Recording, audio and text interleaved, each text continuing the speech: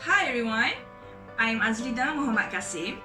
I'm one of the team members of Girls in ICT CodeMaven 1.0. And currently, I'm a senior lecturer in School of Computer Sciences, University Science Malaysia. Okay, now, why did I choose ICT as my career path? It goes a long way. It was like maybe 20 years back in year 2000, 2001. So I was about to choose my field of study and also my career path. So at that time, ICT was booming and I was like very intrigued, very interested. Although I don't have much background or experience in ICT field at that time, so I feel very interested and I wanted to try. Okay? So it got me in this field, and as the years goes by, it really increased my interest towards the field. As you can see, I'm still in this ICT field, right?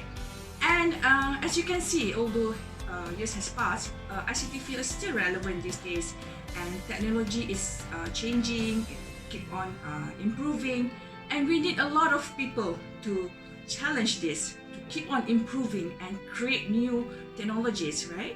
So why not?